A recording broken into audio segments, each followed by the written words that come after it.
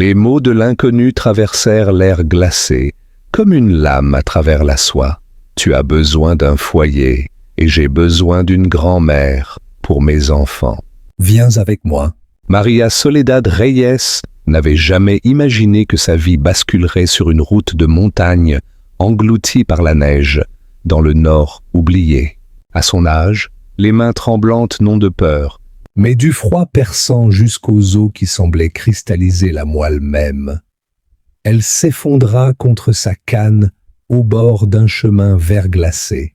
sa seule valise reposant à ses pieds comme une pierre tombale. La neige tombait en nappes épaisses et suffocantes, drapant ses épaules d'un linceul blanc décidé à l'enterrer avec les derniers fragments de son espoir. Elle avait consacré 40 ans à la famille Fernandez dans la capitale. 4 décennies à élever leurs enfants, à veiller sur leurs petits-enfants, à habiter chaque fête et chaque enterrement comme si c'était les siens.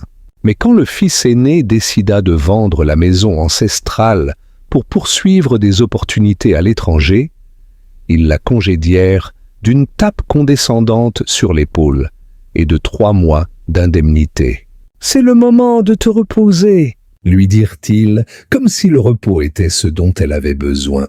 comme si 40 années de dévouement pouvaient être remboursées par une poignée de main et une lettre de recommandation devenue inutile quand chaque porte se fermait avec le même verdict. Trop vieille, trop lente, trop fragile pour un monde qui bougeait plus vite que ses jambes arthritiques ne pouvaient porter. Sa nièce en montagne lui avait promis refuge.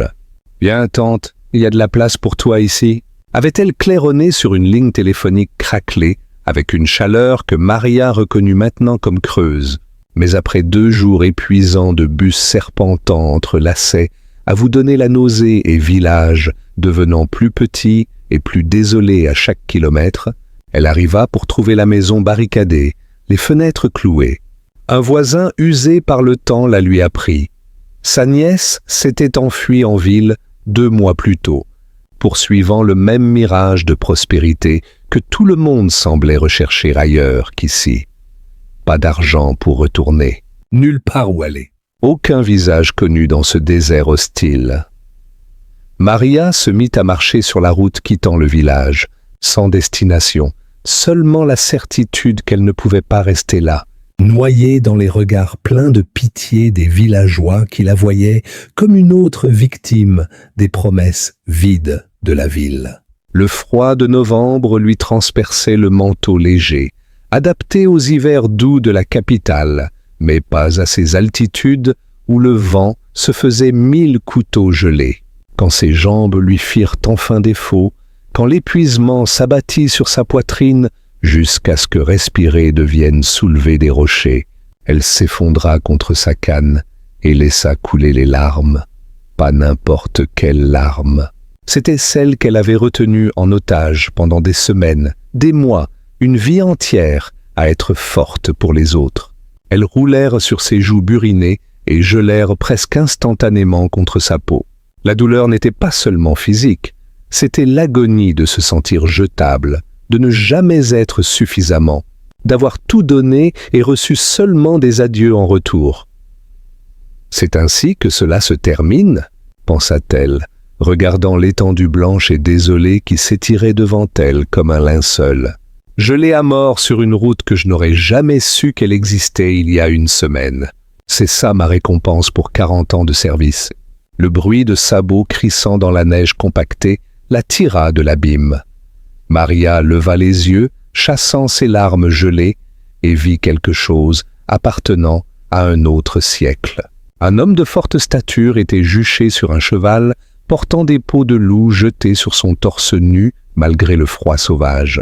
Son torse musclé portait des cicatrices qui racontaient une vie brutale. Sa barbe noire scintillait de givre, et ses yeux, de la couleur de la glace sous le soleil d'hiver, l'étudiaient avec une intensité non hostile, mais profondément évaluatrice.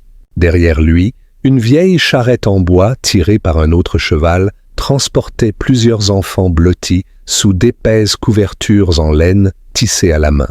Leurs visages, rougeâtres à cause du froid, l'observaient avec curiosité brute, certains timidement, d'autres fascinés par cette vieille femme assise seule sur la route, comme un esprit perdu.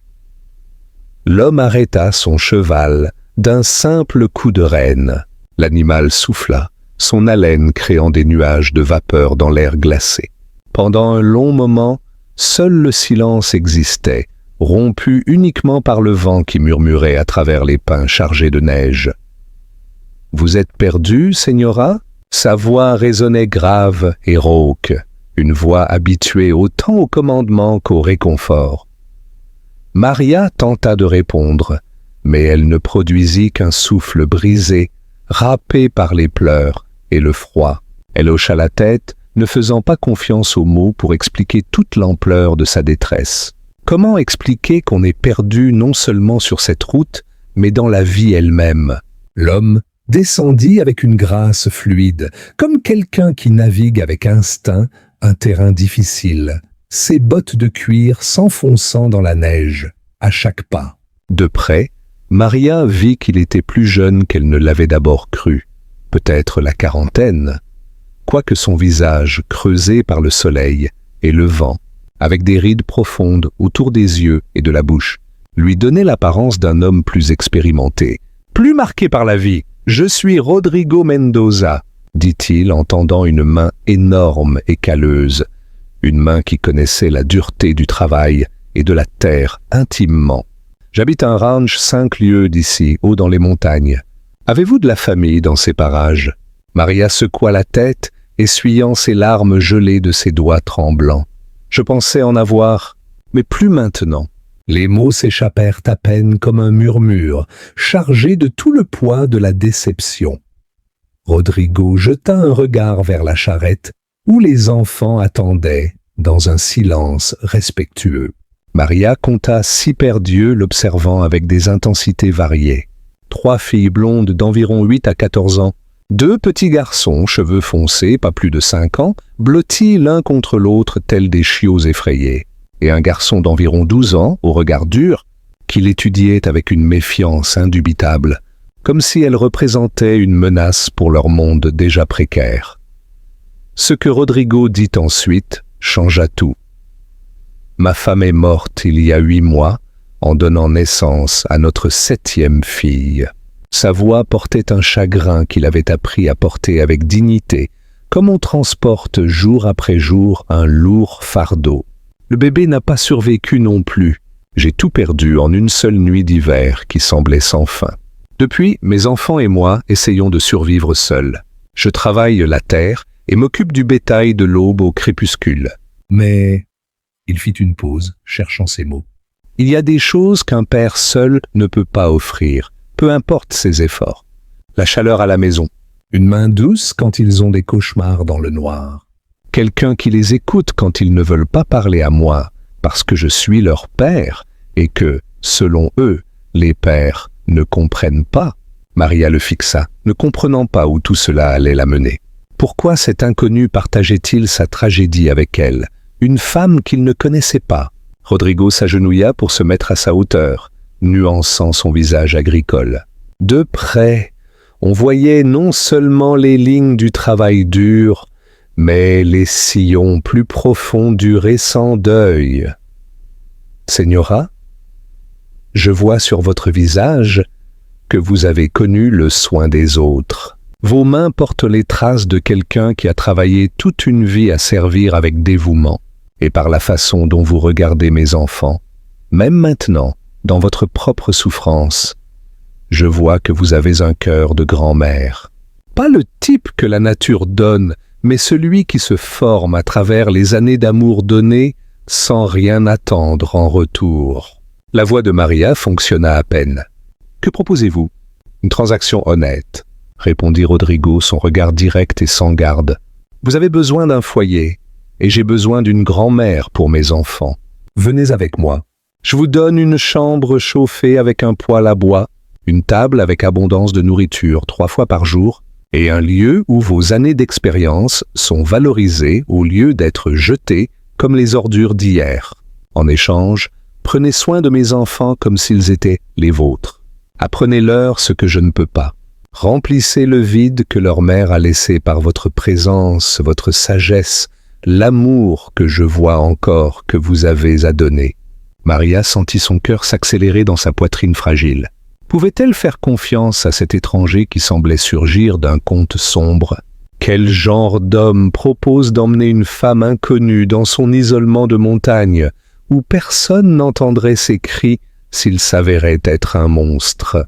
Comme s'il lisait ses pensées avec l'habileté de quelqu'un qui vit seul avec son esprit, Rodrigo ajouta « Vous ne devez pas décider maintenant, ici, sur cette route gelée. Mais la nuit tombe vite à ces altitudes, et le froid de la montagne ne pardonne personne, surtout pas quelqu'un sans abri. Au moins, laissez-moi vous conduire au ranch ce soir. Demain, à la clarté du jour, vous pourrez décider si vous restez ou si vous préférez que je vous ramène en ville, sans question, sans reproche. » Maria regarda la route enneigée qui s'étendait dans les deux directions, toute menant nulle part qui comptât désormais. Elle n'avait pas d'argent pour un logement. Elle ne connaissait personne dans ce village hostile. Sa nièce l'avait abandonnée sans même la courtoisie d'un avertissement. Puis elle regarda les enfants dans la charrette, en particulier les deux plus jeunes filles, dont les yeux reflétaient une tristesse qu'elle reconnut en elle parce qu'elle l'avait vue dans le miroir chaque matin depuis des mois. La tristesse d'avoir perdu quelque chose d'irremplaçable et de ne pas savoir comment continuer. La plus petite fille, peut-être 5 ans, aux joues rouges comme des pommes à cause du froid, la regardait avec une expression qui brisait les cœurs. Un mélange d'espoir et de peur, comme si elle voulait croire que cette vieille femme pourrait être la réponse à des prières murmurées dans des nuits solitaires, mais craignait encore un abandon. « Très bien, » dit enfin Maria, se surprenant elle-même par la fermeté qu'elle trouva dans son être épuisé. « Je viens avec vous. » Un soupir collectif sembla s'échapper de la charrette. Rodrigo acquiesça d'un seul mouvement, définitif, et prit sa valise d'une main comme si elle ne pesait rien, comme si elle ne contenait pas les restes d'une vie de service. Il l'aida à monter dans la charrette où les enfants se serrèrent pour faire de la place, partageant leur chaleur corporelle. L'une des filles plus âgées, environ 14 ans, aux tresses blondes épaisses qui dépassaient d'un bonnet tricoté, lui offrit une couverture qui sentait le bois fumé et l'air de montagne. « Je suis Elena », dit la fille avec une timidité sincère, ses yeux bleus scrutant le visage ridé de Maria. « Voici mes frères et sœurs, Diego, Luz, Gabriel, Carmen et la petite Anna. »« Maria Soledad », répondit-elle, acceptant la couverture et s'enveloppant dedans. La chaleur partagée des corps des enfants était réconfortante, d'une façon qu'elle n'avait pas connue depuis des années, peut-être des décennies. Ce n'était pas seulement la chaleur physique, mais quelque chose de plus profond, plus élémentaire, la sensation d'être nécessaire, d'avoir un rôle au-delà de simplement exister. Le trajet vers le ranch dura près de 2 heures, montant constamment par des chemins à peine dignes de ce nom.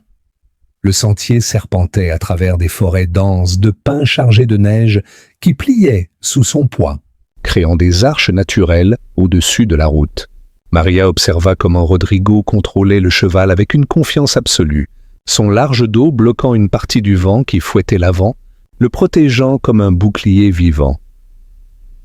Les enfants restèrent la plupart du temps silencieux pendant le trajet, un silence qui parlait plus d'habitude que de timidité. Mais Maria sentit leur regard curieux effleurer son visage comme des papillons nerveux, sauf Diego qui garda les bras croisés et la mâchoire serrée, manifestement froissé par la présence de cet inconnu envahissant déjà leur monde déjà blessé. Quand ils arrivèrent enfin au ranch, alors que le soleil commençait sa descente derrière de lointaines montagnes, peignant le ciel de tons oranges et roses, contrastant dramatiquement avec la blancheur de la neige, Maria fut surprise par ce qu'elle vit. Pas la hutte primitive qu'elle craignait pendant ces moments les plus sombres du voyage, mais une construction solide et belle en pierre grise et bois sombre, avec un toit en tuiles couvert de neige qui lui donnait l'apparence d'une maison de conte. De la fumée s'échappait d'une haute cheminée de pierre, promettant chaleur et vie à l'intérieur. Il y avait une grande écurie bien construite, un enclos avec des moutons bêlants, et au loin, on apercevait des vaches paissant dans des champs partiellement recouverts de neige. « Bienvenue au Rancho Mendoza », dit Rodrigo descendant avec fluidité et l'aidant à déposer les pieds au sol avec des mains étonnamment douces pour un homme de cette stature. « Ce n'est pas un palais de la capitale, mais c'est honnête, et c'est à nous. » L'intérieur de la maison était étonnamment accueillant et beaucoup plus grand que l'extérieur ne le suggérait. Une grande pièce avec de hauts plafonds à poutres apparentes et une massive cheminée en pierre où un feu crépitait, remplissant l'espace de lumière dansante et de chaleur délicieuse. Une cuisine spacieuse avec une solide table en bois entourée de chaises dépareillées, chacune clairement récupérée de différents endroits, mais toutes polies par des années d'usage. Il y avait des étagères avec des assiettes et des tasses, des crochets sur le mur avec des casseroles en cuivre, et un poêle à bois noir dominant un coin. Maria remarqua immédiatement les signes caractéristiques d'un foyer sans mère. Des plats non lavés entassés dans un seau près de la porte, en attente d'être câblés au ruisseau, des vêtements pliés négligemment sur une chaise, avec quelques chaussettes décalées, une couche de poussière sur les étagères les plus hautes que personne n'avait atteintes depuis des mois. Des jouets en bois éparpillés sur le sol comme si les enfants avaient cessé de jouer soudainement et jamais revenus les ramasser. « Elena fait ce qu'elle peut », expliqua Rodrigo, suivant son regard avec honte à peine contenue. « Mais elle n'a que 14 ans et supporte déjà des responsabilités d'adulte qu'elle ne devrait pas avoir. Elle essaye de tenir la maison, d'aider ses plus jeunes, de cuisiner quand je ne peux pas.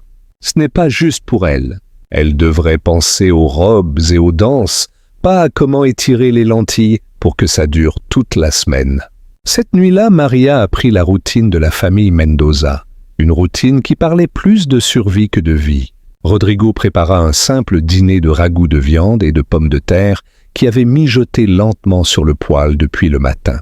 Bien que nutritif et abondant, il manquait la touche d'expérience culinaire, ces petits détails qui transforment un repas en acte d'amour. Les bonnes herbes, la quantité exacte de sel, le temps de cuisson précis. Les enfants mangèrent dans un silence lourd, un silence qui parlait de mois de deuil non traités, de conversations jamais tenues, de larmes avalées dans la solitude. Chacun semblait perdu dans son monde intérieur de douleur. Elena mangea mécaniquement, ses yeux déjà marqués de cercles sombres de quelqu'un qui porte trop de responsabilités. Diego fixa son assiette d'un air fermé. Luce repoussa la nourriture d'un côté à l'autre. Les jumeaux Gabriel et Carmen se pinçaient distraitement. Et Anna, la plus jeune, goûta à peine sa bouchée, ses énormes yeux perdus dans un souvenir lointain. Après le dîner, Rodrigo lui fit visiter la chambre, en haut d'un escalier en bois qui grinçait à chaque marche, à travers un couloir étroit, avec des fenêtres donnant sur la montagne, enneigée maintenant illuminée par la pleine lune.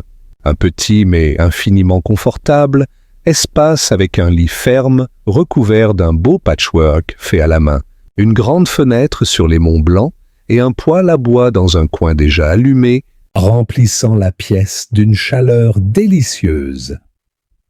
C'était la chambre de la mère de ma femme avant qu'elle ne meure, il y a de nombreuses années, expliqua Rodrigo, sa voix s'adoucissant avec le souvenir.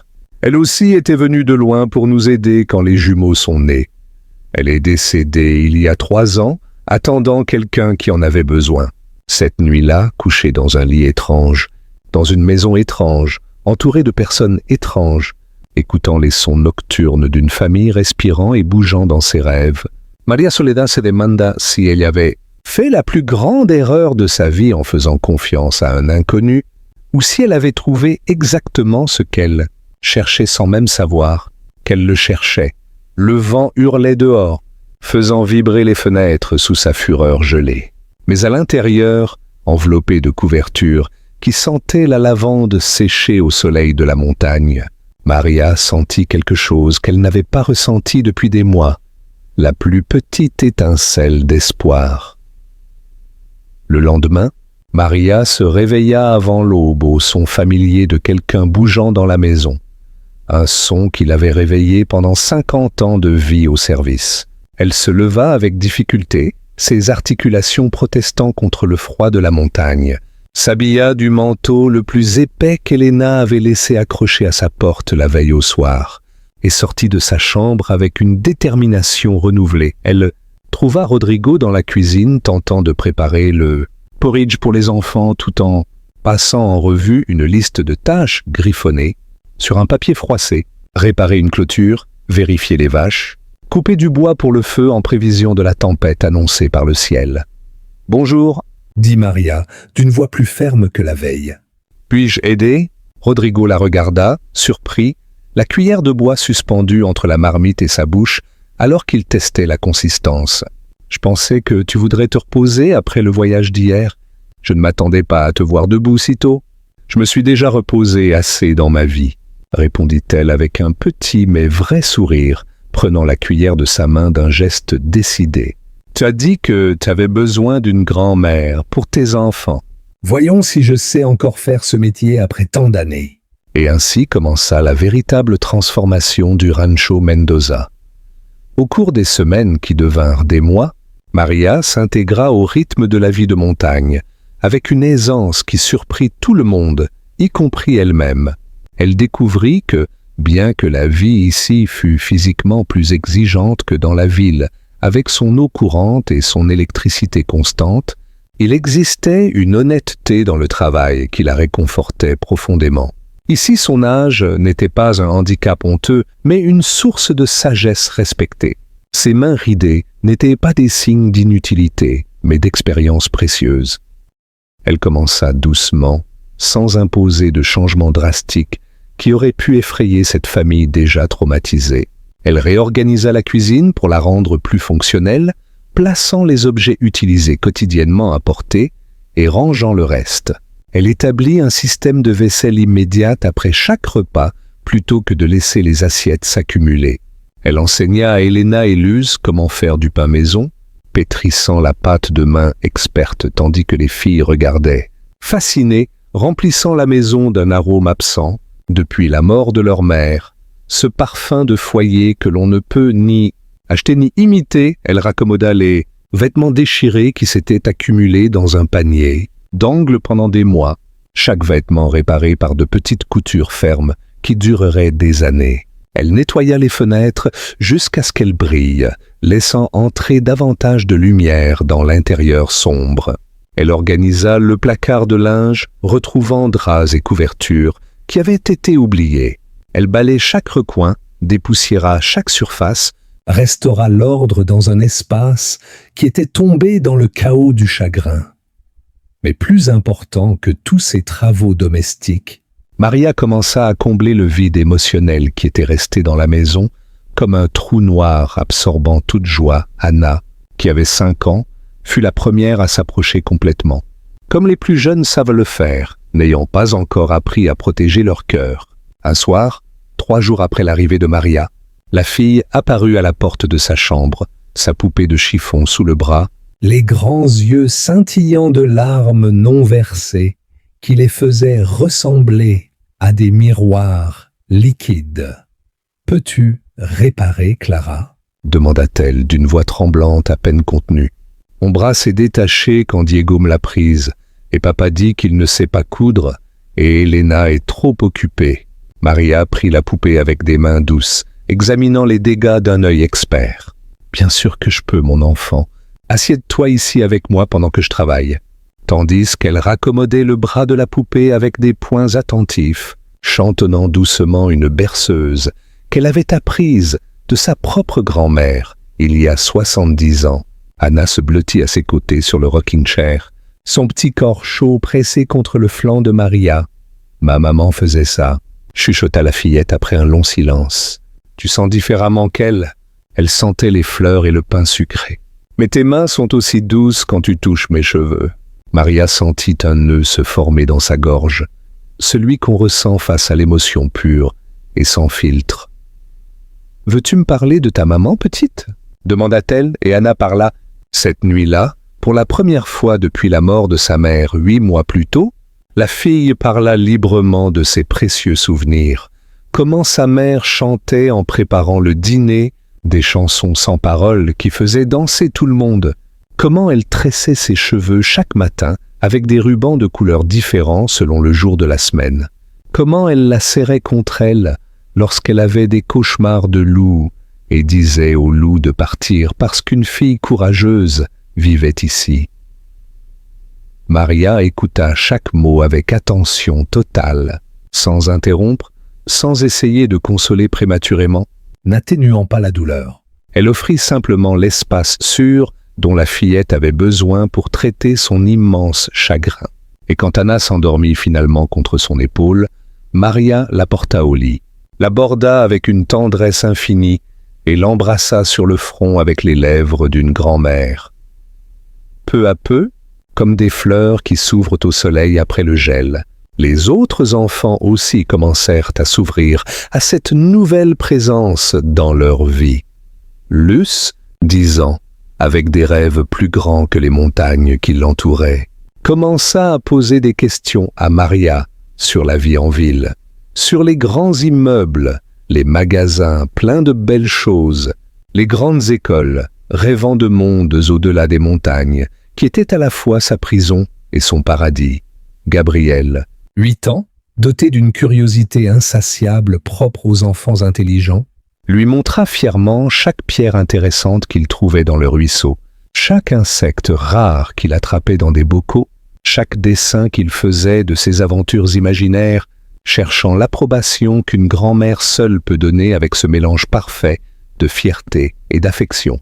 Carmen, 6 ans, plus timide que sa sœur jumelle, commença à suivre Maria dans toute la maison tel un silencieux mais constant ombre, imitant chaque mouvement, apprenant par observation comment passer le balai correctement, comment plier les vêtements, comment pétrir le pain, absorbant tout avec ses grands yeux qui semblaient tout voir. Elena, l'aînée de 14 ans mais avec les yeux de quelqu'un de beaucoup plus vieux, était différente. Un après-midi, tandis qu'elles lavaient le linge ensemble dans la grande cuve en métal à l'extérieur, leurs mains rouges et gercées par l'eau froide et le savon agressif, la fille éclata en sanglots incontrôlables. « Je croyais pouvoir y arriver » sanglota Elena, ses larmes tombant dans l'eau savonneuse, tandis que ses mains rouges et gercées tremblaient. « Je croyais être assez pour tout le monde. Maman m'a fait promettre, tu sais. Avant de mourir, elle m'a pris la main si fort qu'elle y a laissé des marques et a dit « Prends soin de tes frères et sœurs. » Tu es l'aîné maintenant. Et j'ai promis parce que c'était la seule chose que je pouvais faire pour elle à ce moment-là. Mais je suis tellement fatigué, Abuela Maria, tellement fatigué d'essayer d'être maman alors que je veux juste redevenir une fille. Maria la serra dans ses bras, la laissant pleurer contre son épaule mouillée par l'eau de lavage, ressentant les années de tension accumulées se libérer enfin. Tu n'as pas à être la mère, ma précieuse enfant. Tu as 14 ans. Tu mérites d'être juste une fille un peu plus longtemps. Tu mérites de t'inquiéter de choses de fille, des robes, des amis, des rêves fous et de grands espoirs. Mais qui prendra soin d'eux si je ne le fais pas ? Demanda Elena d'une voix brisée. Cette peur fondamentale qui avait été sa compagne constante depuis cette terrible nuit de février. Papa travaille de l'aube au crépuscule. Les petits ont tellement besoin de tant de choses, et Diego est tellement en colère tout le temps que quelqu'un doit garder la paix. Moi, répondit Maria avec une fermeté absolue, prenant le visage de la fille entre ses mains ridées et la regardant directement dans ses yeux bleus embués de larmes. C'est pour ça que je suis ici. Tu peux redevenir la grande sœur au lieu d'une mère de substitution. Peux-tu m'aider? Oui. Mais tu n'as plus à porter le poids du monde sur tes petites épaules. Le soulagement sur le visage d'Helena fut palpable, comme voir un barrage se rompre et libérer de l'eau contenue trop longtemps.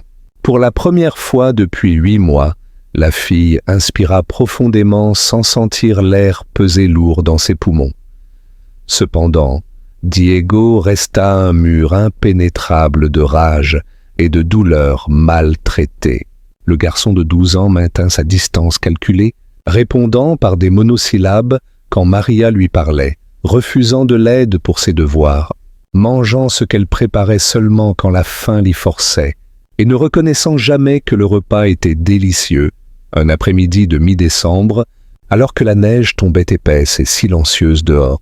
Créant un monde de coton blanc, Maria le trouva dans l'écurie, assis dans un coin sombre entre des ballots de foin, les bras autour de ses genoux et le visage caché, sanglotant avec ses sanglots profonds qui viennent d'une âme brisée. « Diego », commença Maria doucement, approchant à pas lents pour ne pas l'effrayer, comme on approche un animal blessé. « Va-t'en », cria le garçon, essuyant ses larmes avec une colère furieuse, sa voix chargée de toute l'impuissance d'un enfant qui a perdu le contrôle de son monde. « Tu n'es pas ma grand-mère, tu ne fais pas partie de cette famille. Tu n'es qu'une vieille femme que papa a ramassée sur la route parce qu'il avait pitié de toi. » Les mots étaient conçus pour blesser, pour repousser, pour conserver une distance entre la douleur et la possibilité de plus de douleur. Maria le reconnut immédiatement parce qu'elle avait vu cette défense chez des dizaines d'enfants. Elle s'assit sur un ballot de foin près de lui sans le toucher, lui laissant de l'espace physique mais sans l'abandonner émotionnellement. « Tu as raison sur les 2 points. Je ne suis pas ta grand-mère de sang, et je ne pourrai jamais remplacer ta mère parce qu'elle était elle-même, et personne d'autre ne peut être elle. Alors pourquoi es-tu là ?» demanda Diego d'une voix déchirée par l'émotion brute. « Pourquoi papa t'a-t-il amené? Pense-t-il qu'il peut simplement ramener une inconnue et que tout redeviendra comme avant? Pense-t-il qu'on ne remarquera pas que tu n'es pas elle? Je ne peux pas ramener les choses comme elles étaient, » dit Maria avec une honnêteté brutale que les enfants méritent plus que de douces mensonges. Ta mère est partie, et ce vide ne sera jamais complètement comblé parce qu'elle était unique et personne d'autre ne le peut. Mais je peux t'offrir quelque chose de différent. Pas un remplacement, mais quelque chose de nouveau. Un autre type d'amour qui ne rivalise pas avec le souvenir de ta mère, mais existe à côté. Je ne veux pas un autre type d'amour, dit Diego amèrement, sa petite voix révélant l'enfant effrayé sous le garçon en colère. Je veux ma maman. Je veux qu'elle revienne et que tout redevienne normal. Je sais, mon enfant, je sais.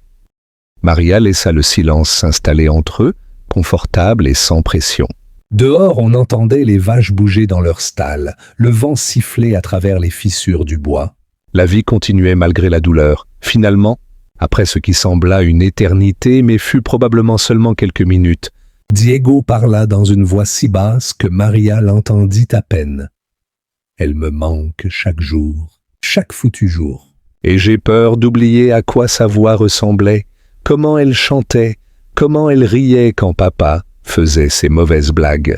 Alors raconte-moi d'elle, dit Maria doucement, offrant de l'eau fraîche à quelqu'un qui avait traversé le désert. Aide-moi à la connaître à travers tes souvenirs. C'est ainsi qu'elle vit, Diego, non pas en l'oubliant, mais en la mémoire, en partageant ses histoires, en gardant ce qui la rendait spéciale vivant. Et Diego, lentement, comme de la glace fondant sous un timide printemps, commença à parler. Il parla de la façon dont sa mère le réveillait chaque matin avec une chanson différente, créant un répertoire de mélodies qui désormais vivaient seulement dans sa mémoire, de comment elle préparait les buñuelos de Noël les plus parfaits, frits jusqu'alors, saupoudrés de sucre et de cannelle, de comment elle le défendait avec ferveur quand il avait accidentellement cassé la charrue coûteuse du voisin, en disant à l'homme que les accidents arrivent et que son fils valait plus qu'une 1000 charrues. De comment elle savait toujours quoi dire quand il se sentait gêné d'être l'aîné, des responsabilités que cela impliquait. De comment elle l'avait appris à monter à cheval, marchant patiemment à ses côtés pendant des semaines jusqu'à ce qu'il ait la confiance pour galoper seule. Maria écouta chaque mot avec une attention totale, honorant la mémoire d'une femme qu'elle ne connaîtrait jamais, mais qui avait laissé une marque indélébile sur ses enfants dont elle avait désormais la charge. Elle n'interrompit pas, ne chercha pas à consoler prématurément, ne minimisa pas la douleur. Elle écouta simplement. Et parfois c'est le plus beau cadeau qu'on puisse offrir. Depuis ce jour dans l'écurie, bien que Diego ne se transforma pas du jour au lendemain en un enfant affectueux et ouvert, son hostilité commença à s'adoucir comme neige sous le soleil de mars. Il commença à manger à la table familiale sans protester et demanda même une seconde portion de temps en temps. Quand Maria raccommoda son pantalon préféré, déchiré au genou lors d'un jeu vigoureux avec ses frères et sœurs, il la remercia d'une voix basse mais sincère. De petits pas, mais des pas quand même dans la bonne direction. Les mois passèrent avec cette étrange vélocité que le temps acquiert quand on trouve enfin sa place dans le monde. L'hiver s'intensifia, couvrant le range de mètres de neige qui isolèrent la propriété du monde extérieur, créant un univers fermé et contenu. Mais à l'intérieur de la maison de pierre et de bois, une nouvelle sorte de chaleur s'était installée, une chaleur qui n'avait rien à voir avec le feu de la cheminée et tout à voir, avec un amour qui cuisait lentement comme un ragoût parfait. Maria institua des routines qui donnaient structure au chaos qui régnait depuis la mort de la mère. Les matinées commençaient par un copieux petit déjeuner partagé autour de la grande table où chacun avait sa place à signer et les conversations portaient sur les projets du jour. Les après-midi, après le retour de Rodrigo des champs et celui des enfants de leur corvée, incluaient une heure sacrée d'histoire où Maria racontait des récits de son enfance, de la ville qu'elle avait quittée, des familles qu'elle avait soignées, tissant des leçons de vie que les enfants absorbaient comme des éponges. Elle enseigna aux filles à tricoter, passant les longues nuits d'hiver à créer des écharpes, des gants et des chaussettes pour tous, leurs mains travaillant en parfaite harmonie tandis que les conversations coulaient sur les rêves, les peurs et les espoirs. Elle montra aux garçons comment fabriquer de simples jouets avec du bois et du tissu quand l'argent pour acheter des objets élaborés n'existait pas. Elle institua le temps de la conversation avant le coucher, où chaque enfant pouvait partager quelque chose de sa journée, traiter des expériences au lieu de les stocker dans des cœurs où elles fermenteraient en ressentiment. Rodrigo observait ces changements avec une stupéfaction silencieuse et une gratitude qui parfois le menait aux larmes. Un soir fin janvier, après que tous les enfants furent couchés à l'étage, entendant leurs mouvements, leurs conversations, puis le silence du sommeil, il s'assit avec Maria devant la cheminée crépitante que son propre père avait bâtie 40 ans plus tôt. « Je ne sais pas comment te remercier assez », dit-il enfin, sa voix profonde chargée d'émotions qu'il laissait rarement voir aux autres. « Tu as redonné vie à cette maison. Mes enfants sourient à nouveau, vraiment, pas ces faux sourires qu'ils mettaient pour me rassurer. Elena est redevenue une fille au lieu d'une mère prématurée. Même Diego, je l'ai vu rire l'autre jour avec ses frères et sœurs, pour la première fois depuis 8 mois. Vraiment rire, avec ce rire qui vient de l'estomac et fait trembler tout le corps. » Maria sourit, ses mains ridées tricotant automatiquement l'écharpe qu'elle préparait pour Luz, qui avait dit vouloir une de la couleur du ciel d'été. « Je devrais te remercier, Rodrigo. Tu m'as trouvé quand j'étais prête à abandonner, quand j'avais décidé que ma vie n'avait plus de valeur ni de sens. Tu m'as donné une raison de me lever chaque matin alors que le monde me disait que je n'en avais plus. »« Alors tu resteras ?» demanda Rodrigo. Et il y eut de la vulnérabilité dans cette question qui révéla combien il dépendait de sa réponse. « Je sais que nous avions dit que ce serait temporaire, que tu pourrais partir quand tu voulais, mais est-ce que tu vas rester définitivement ? Fermer ce chapitre et faire de ce lieu ton foyer pour toujours ?» Maria arrêta son tricot et regarda le feu, pensait à la femme qu'elle avait été quelques mois plus tôt, rejetée, sans valeur, attendant de mourir sur une route enneigée, sans personne pour la pleurer. Puis, elle regarda autour d'elle cette maison de pierre et de bois qui était devenue un foyer de manière que jamais les élégantes demeures où elle avait travaillé ne l'avaient été. Ces enfants qui étaient devenus ses petits-enfants de cœur, sinon de sang, cet homme bon qui lui avait offert la dignité quand le monde ne lui avait proposé que le rejet. « Je resterai », dit-elle avec une fermeté absolue. « Si tu m'acceptes, s'il y a une place pour moi ici, je resterai jusqu'à mon dernier souffle. » Le sourire qui illumina le visage marqué de Rodrigo, transformant les rides d'inquiétude en lignes de pur bonheur, valait plus que tout salaire que la famille Fernandez aurait pu offrir en 40 ans de service. Le printemps finit par arriver, comme il le fait toujours, avec le dégel progressif transformant le paysage blanc en un éclat incroyable de vert vibrant et de fleurs sauvages de toutes les couleurs imaginables. Avec les routes enfin praticables après des mois d'isolement, des visiteurs arrivèrent, des voisins de range proches qui avaient entendu, via le réseau invisible des potins de montagne, parler de la grand-mère que l'homme des montagnes avait trouvée sur la route. Au début, Maria s'inquiéta des jugements qui viendraient, des chuchotements malveillants, de la désapprobation de cette famille non conventionnelle, bâtie par nécessité plus que par le sang. Mais ce qu'elle trouva fut chaleureux, sincère, acceptation.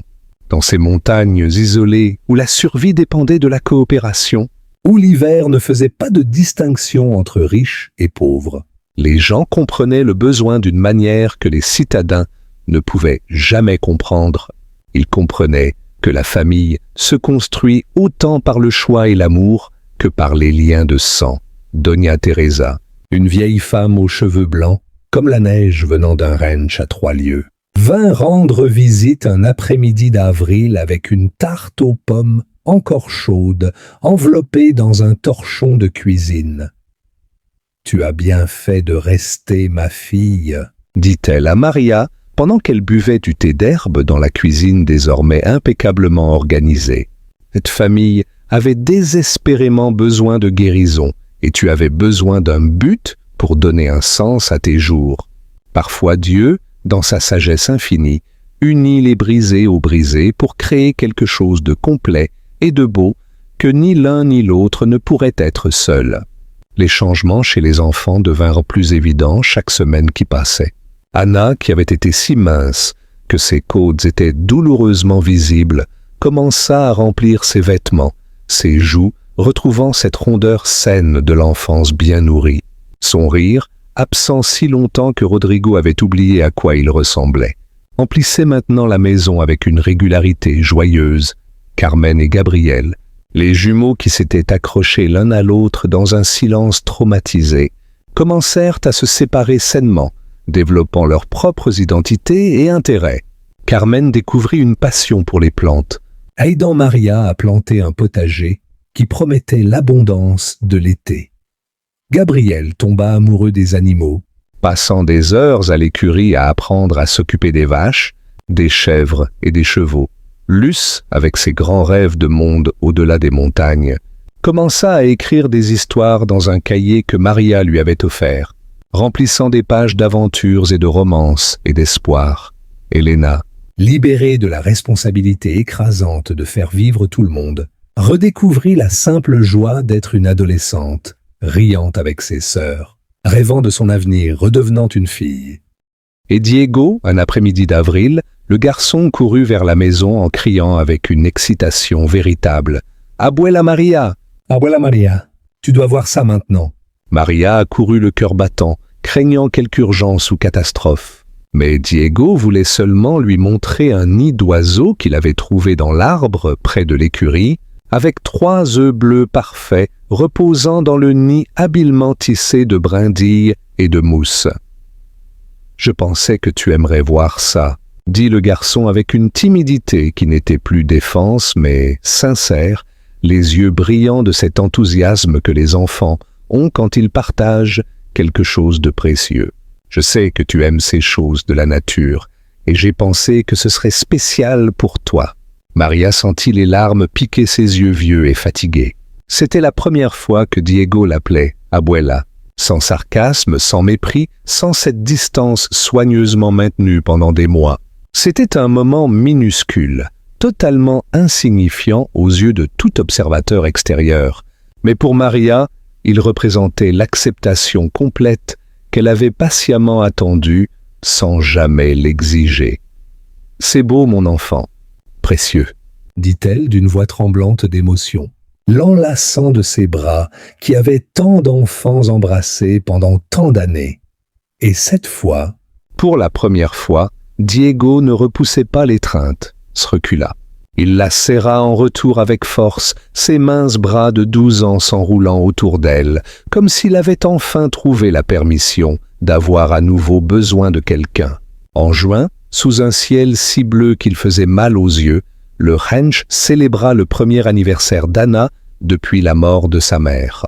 Maria organisa une fête modeste mais pleine d'amour, avec un gâteau qu'elle avait fait de A à Z en suivant une recette que sa propre grand-mère lui avait apprise il y a 70 ans, et des décorations de fleurs sauvages que les enfants avaient cueillies dans les prairies environnantes, créant des arcs-en-ciel de couleurs dans toute la maison. Quand Anna souffla ses 6 bougies, les yeux fermés et les mains jointes dans un vœu fervent, entourée de ses frères et sœurs, riant et applaudissant, et de son père aux yeux humides d'une joie mêlée de mélancolie, avec Maria la tenant sur ses genoux comme un ancrage et une sécurité, la fillette chuchota assez fort pour que Maria l'entende.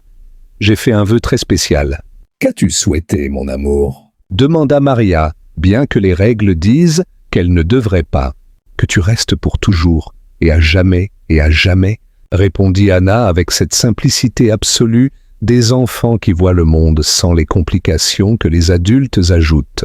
Que tu ne partes jamais comme maman l'a fait. Maria serra la fillette si fort qu'elle poussa un petit cri de rire, le cœur si plein d'amour qu'elle crut qu'il pourrait littéralement éclater. Tu n'avais pas besoin de gaspiller un vœu pour ça, mon amour. Je ne vais nulle part. C'est ma maison maintenant, et vous êtes ma famille. Cette nuit-là, après que tout le monde se fut endormi et que la maison se fut installée dans ce silence particulier des foyers heureux, Maria s'assit sur le porche en bois à regarder des étoiles qui brillaient d'une clarté impossible à ces altitudes, loin des lumières de la ville. Elle pensa à la route sinueuse qui l'avait menée ici, à chaque douleur endurée, à chaque perte subie, à chaque moment où elle avait douté de sa valeur. Pendant 40 ans, elle avait donné toute sa vie à s'occuper d'autres familles, toujours considérées comme un service utile, mais remplaçable, jamais comme de la vraie famille. Elle avait déversé son amour sans mesure, dans des enfants qui grandissaient et l'oubliaient, dans des maisons qui la jetaient quand les rides devenaient trop profondes et les gestes trop lents. Mais ici, dans ce ranch isolé des montagnes, où le monde moderne arrivait à peine, elle avait trouvé quelque chose de complètement différent et profondément précieux. Elle n'était pas une employée, elle était grand-mère. Elle était une partie fondamentale et irremplaçable de quelque chose de plus grand qu'elle. Quelque chose bâti non sur des contrats et des salaires, mais sur l'amour mutuel et le besoin partagé. Rodrigo apparut à pas feutrés et s'assit à côté d'elle sur le banc en bois qu'il avait construit lui-même, 2 tasses de thé fumantes dans ses mains calleuses. Il entendit une à Maria dans un silence confortable. « À quoi penses-tu avec tant d'intensité » demanda-t-il enfin, la voix douce dans la nuit tranquille. « Au fait que les fins ne sont parfois que des commencements déguisés en quelque chose de terrible » répondit Maria avec la sagesse acquise au fil des décennies. Quand j'étais assise sur cette route enneigée il y a 7 mois, complètement seule et transie, je pensais que ma vie avait pris fin de toute manière significative, mais elle ne faisait en réalité que commencer de la plus belle des façons. Pour nous aussi, dit Rodrigo, regardant les montagnes sombres se découper sur le ciel étoilé. Ce jour-là, j'allais au village pour trouver quelqu'un, n'importe qui pourrait m'aider avec les enfants. J'avais décidé d'engager une nounou professionnelle, quoi qu'il en coûte, à un budget déjà serré. Mais quand je t'ai vue là, si petite, fragile et seule, j'ai su immédiatement que je n'avais pas besoin d'une employée efficace. J'avais exactement besoin de ce que tu es, quelqu'un avec un amour abondant à donner et personne à qui le donner. Quelqu'un qui comprenait que la famille est plus que le sang. Tu m'as sauvé la vie, dit simplement Maria. Non, corrigea Rodrigo avec une douce fermeté. Nous nous sommes sauvés l'un l'autre. C'est toute la vérité. 1 an après ce jour transformateur sur la route enneigée, le Rancho Mendoza célébra ce qu'ils appelaient le jour de la rencontre, marquant l'anniversaire du moment où Maria avait officiellement rejoint la famille. Les 6 enfants avaient travaillé en secret pendant des semaines, préparant des surprises qui révélaient à quel point tout avait changé. Elena avait cousu un magnifique kilt avec des carrés réalisés par chaque frère et sœur, chacun représentant un moment spécial de l'année écoulée. Anna avait brodé, avec beaucoup d'aide, une scène de Maria racontant des histoires. Carmen avait cousu des fleurs de leur jardin commun. Gabriel avait peint sur tissu les animaux du ranch. Luz avait écrit un poème en points soignés. Diego avait contribué une image du nid d'oiseau qui les avait réunis. Diego avait personnellement sculpté un beau cadre en bois pour une photographie que Rodrigo avait prise avec son vieil appareil.